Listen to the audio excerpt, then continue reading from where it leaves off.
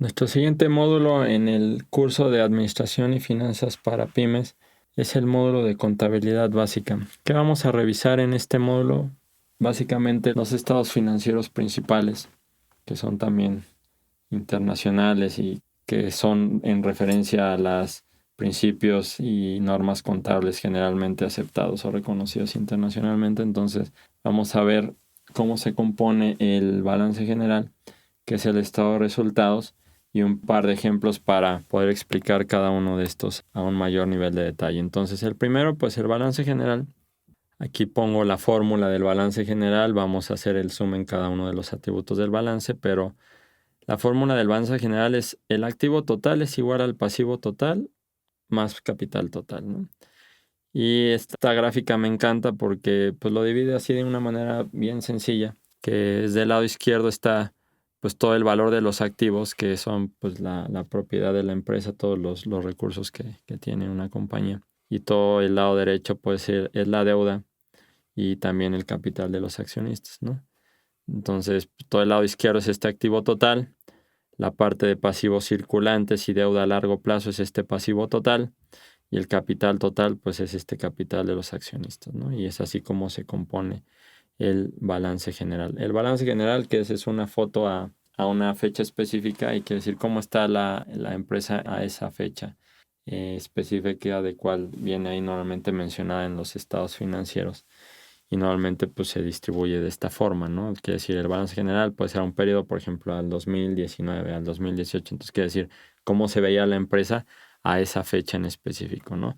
Para todos estos ejemplos utilizamos la bibliografía de Ross, Westerfield y Jordan de 1991, pero ya en su séptima edición, que es Fundamentos de Finanzas Corporativas, de la editorial McGraw-Hill. Entonces aquí la verdad es que vienen explicados bastante claros los conceptos y vamos a revisar cada uno de ellos, ¿no? Los activos circulantes normalmente son los activos de corto plazo, que pueden ser, por ejemplo, la caja de la compañía, pues quiere decir su flujo de efectivo, los inventarios, todas sus obligaciones de corto plazo para pagar proveedores o sus cuentas por pagar facturas, todo lo que es los temas de corto plazo van aquí en activos circulantes. Estos son los que esas cuentas que le deben, ¿no?, a la empresa. Entonces esas cuentas de normalmente ciclos menores a un año se catalogan dentro de los activos circulantes. La otra parte que conforman los activos son los activos fijos, que son los tangibles, y los intangibles. Los activos fijos tangibles pues son tal cual los que se pueden palpar.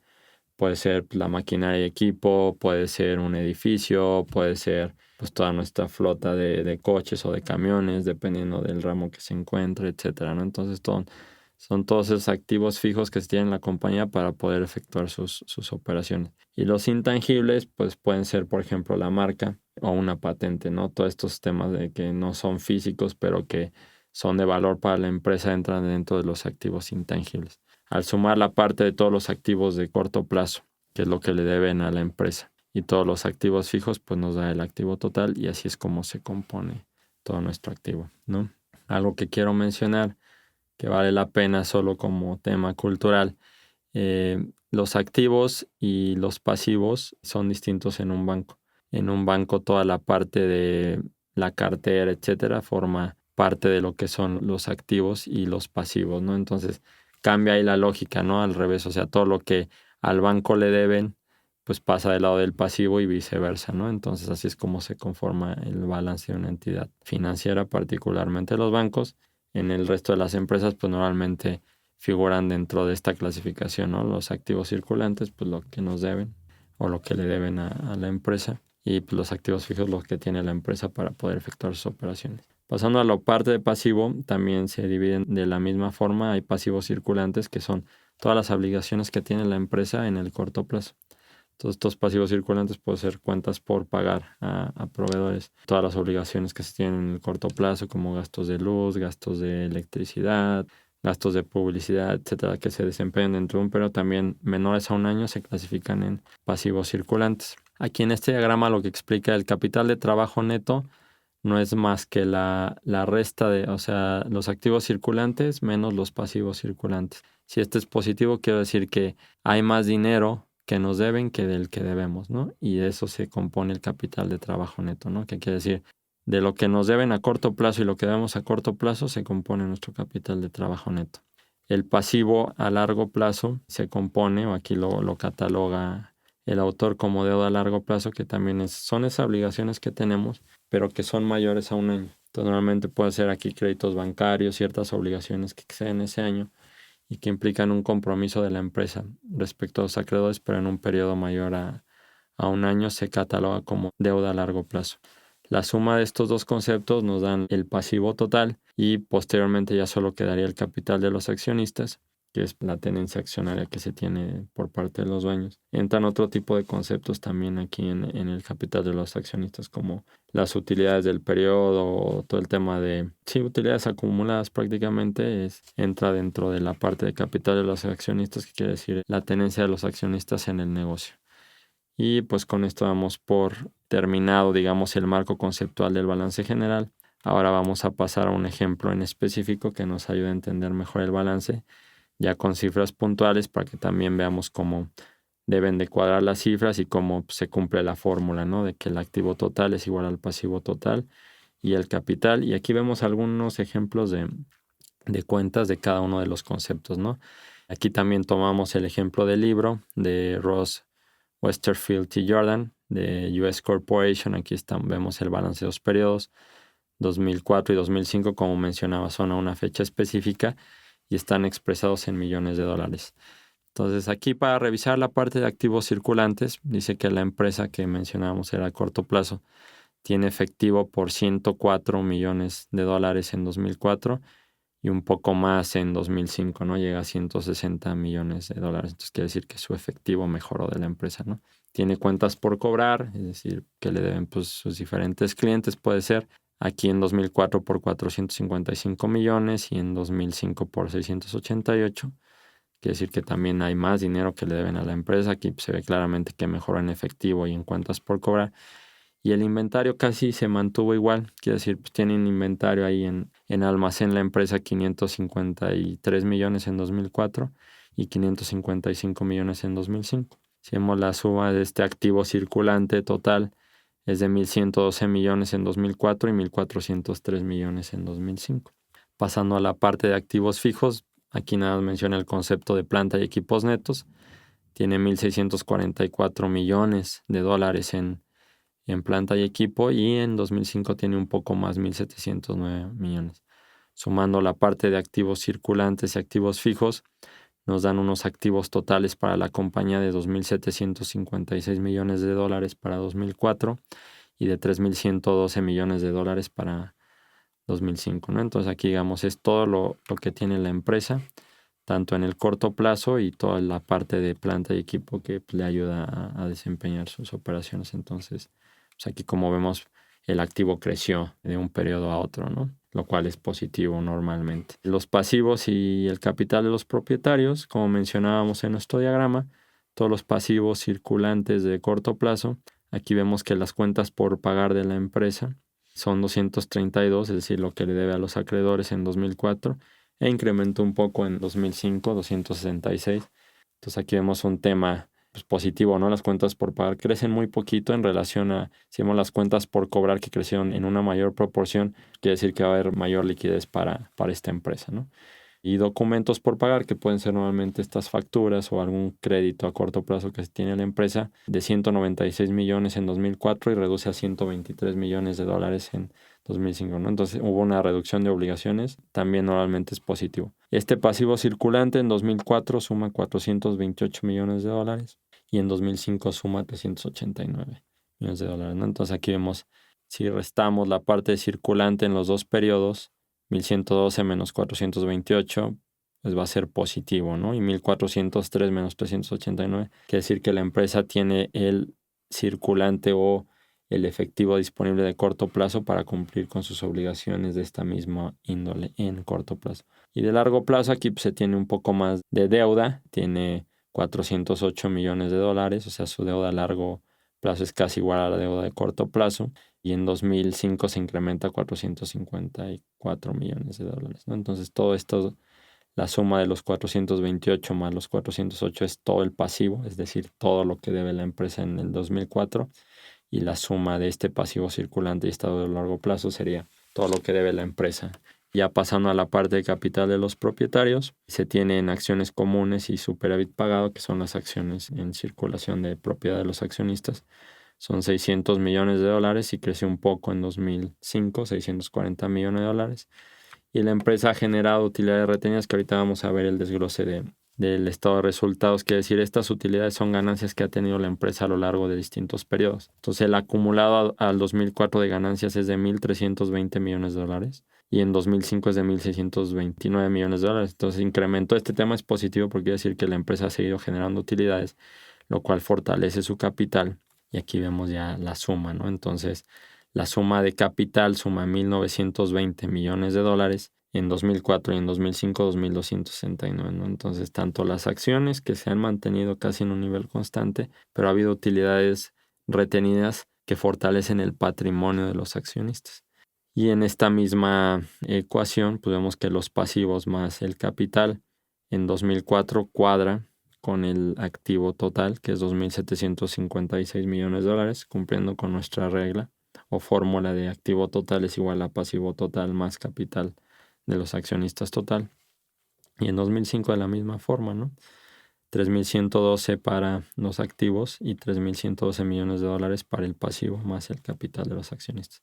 Entonces, este ejemplo nos ayuda a validar cómo la estructura de los diferentes compromisos que tiene la empresa, tanto en el corto plazo como en el largo plazo, cuáles son sus obligaciones y también cómo está consolidado el patrimonio de la empresa.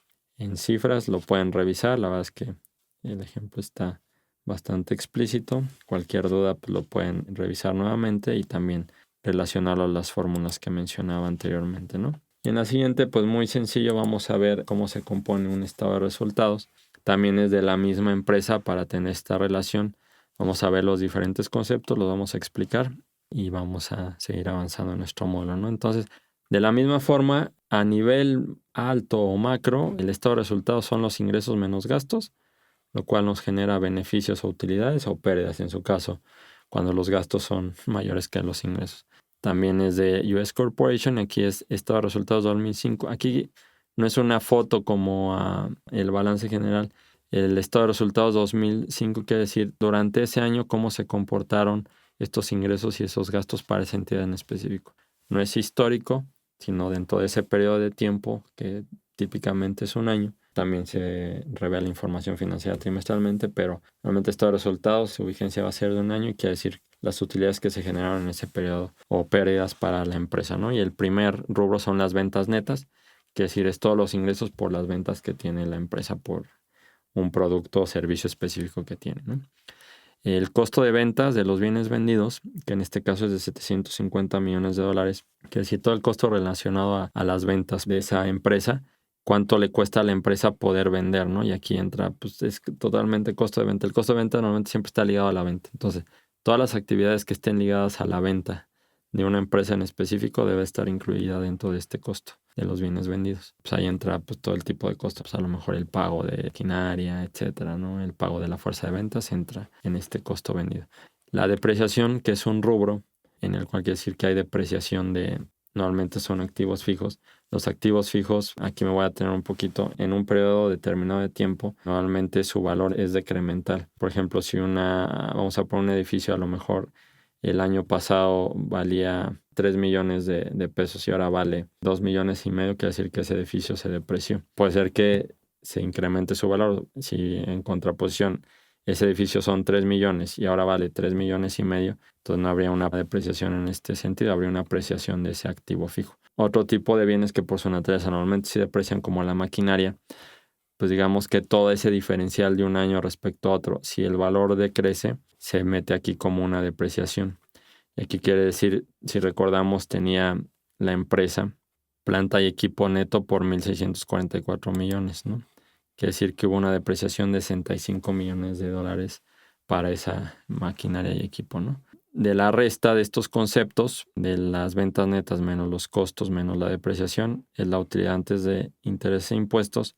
Quiere decir es ya después de todos los costos de venta relacionados al producto o servicio, de la depreciación de sus activos fijos, nos queda la utilidad para pagar los intereses que normalmente son por créditos de corto plazo o de largo plazo de deuda que se tengan contraídos con la empresa, y también se paga de esta parte los impuestos que regulan a un país o una región. Entonces, después de las actividades de la empresa, vienen las actividades o los gastos hacia el exterior, que se componen de pues, las deudas con acreedores o bancos de corto y largo plazo, y también los impuestos que implica pues, la legislación. Después de esas obligaciones ya externas queda la utilidad gravable, que es como mencionaba, pues, son estos impuestos. Aquí ya lo dividimos, interés pagados son 70 millones de dólares. De los impuestos que se pagan de acuerdo a la legislación de aquí de Estados Unidos son 212 millones. Y te queda la utilidad neta, que ya es después de todas las obligaciones, cuánto le queda a la empresa para distribuir a los accionistas. Entonces aquí vemos que la empresa pues genera una utilidad, quiere decir que sus ingresos son mayores a todas sus obligaciones. Tiene una utilidad neta por 412 millones de dólares, los cuales posteriormente van a conformar parte de las utilidades retenidas en el balance general de ese periodo. Entonces, solo en ese periodo la empresa generó 400 millones de dólares, lo cual es positivo, ¿no? Que una empresa genere más de lo que le están costando tanto sus obligaciones en relación a todos sus costos internos por comercializar un bien o un servicio, y todas sus obligaciones para los acreedores, compromisos de deuda y sus impuestos. De los 412 millones, se pagan unos dividendos a 103 millones, es decir, después de que se cumplen todas las obligaciones, hay que validar si la empresa tiene dinero para pagar dividendos a sus accionistas. En este caso se genera un dividendo a los accionistas por 103 millones de dólares y se adiciona a las utilidades retenidas 309 millones de dólares. Quiere decir que estos 309 millones de dólares se van a sumar a la parte de utilidades retenidas del periodo de 2005. Esos 309 millones van a conformar parte del balance, lo que quiere decir que se incrementa el capital de los propietarios y adicional se le pagan 103 millones de dólares. Y pues con esto damos por concluido nuestra revisión al módulo de lo que es contabilidad básica, haciendo un zoom de todo lo que fue el balance general y el estado de resultados. Espero sean claros los conceptos, si no pueden repasar cada uno de los ejemplos o también consultar la bibliografía. Y muchas gracias.